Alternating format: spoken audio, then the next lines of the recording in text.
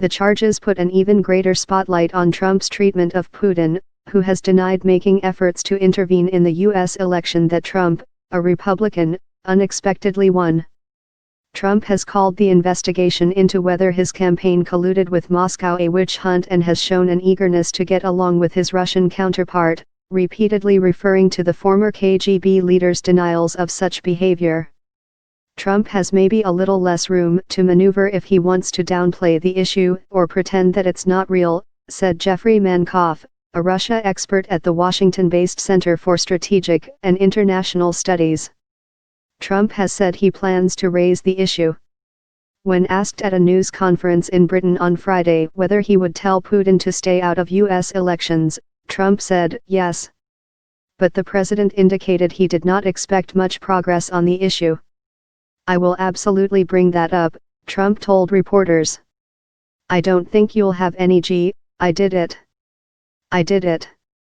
You got me. Critics said they were skeptical Trump would press the issue at all, despite the indictments. Even with today's news, we can expect Trump to raise Putin's attack on our democracy in a passing, perfunctory way before again taking, or at least claiming to take, Putin's denials at face value, said Ned Price, a former National Security Council spokesman for President Barack Obama. Democratic lawmakers urged Trump to cancel the get-together with Putin.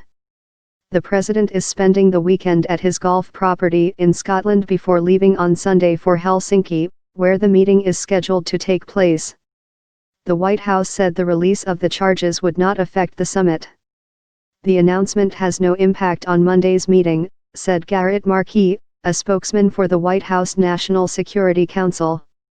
But the meeting, and the extent of Trump's emphasis on election meddling, could highlight a divide between him and his own advisers, not to mention other Republicans, about the seriousness of Russia's activities. Defense Secretary Jim Mattis and National Security Advisor John Bolton, at least prior to joining the White House, have both been more critical of Moscow than the president they serve. And the administration's broader policy toward Russia is harsher than the rhetoric employed by Trump, who recently suggested that Moscow be readmitted to what is now the Group of Seven, since Russia was kicked out of the bloc of industrialized countries for annexing Crimea from Ukraine.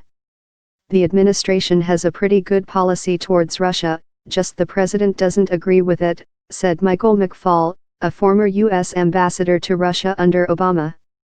I can't remember a foreign policy debate that had this kind of disconnect between the president and literally every other person in his administration.